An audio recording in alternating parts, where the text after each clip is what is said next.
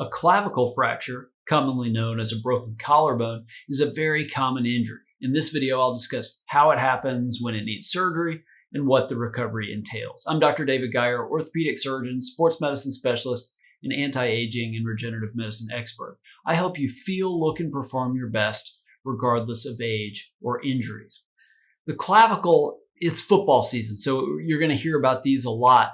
But the clavicle is the collarbone, going from where it basically articulates with your sternum all the way out, sort of towards the tip of your shoulder blade along the front of your shoulder. Big, long bone across that area.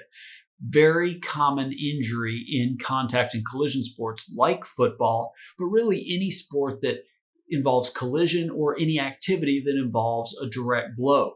Even tripping and falling and landing on the ground or landing on your shoulder. Now, in the past, we used to just, as orthopedic surgeons, we just put these in a sling and say, hey, this will get better. But it's one of these injuries that we've learned over the years. If the edges of the bones are not touching each other, at least a little bit, even if they're not perfectly aligned, but if they're not touching each other, that's going to do much, much better by fixing it surgically. Usually that's a plate and screws. The plate goes across the bone and then the screws hold it in place. Occasionally you can put sort of a rod or a nail down the center of the collarbone, but a lot of times that has to come out later, so that's less than ideal. But the goal is to line that bone up, get it anatomic, and it increases the healing. Plus, the other problem with there's a big, what we call step off or sort of a gap in the areas, even if it does heal, it leaves a big wad of bone that you're very often going to see, but it also leads to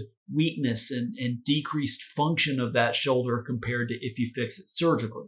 Now, if you fix it surgically, you're probably looking at somewhere between 6 and 12 weeks to get the bone to heal, but then there's time during that and then afterwards as well, getting the motion of the shoulder back, getting the strength of the shoulder back, then hopefully you can work back into return to play, whatever the sport or activity is you love to do. Some of these can be treated without surgery, especially in younger children, but as you get into adults, again, more and more, these are things that we're starting to treat more surgically, but it really involves you seeing the orthopedic surgeon, getting x-rays and getting the opinion based on what that shows, the opinion that's best for you and best for the healing.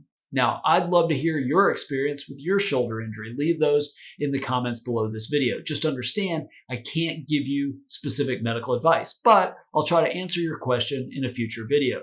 Make sure to subscribe to my channel so that you're notified when I release a new video. Just click the bell above. It'll also tell you when I start my next live stream, including my Ask Dr. Geier live shows. If you have knee, hip, shoulder, or some other joint pain and you want to get significantly better in the next 30 days without cortisone shots, physical therapy, or surgery, learn more about working with me in the description below this video.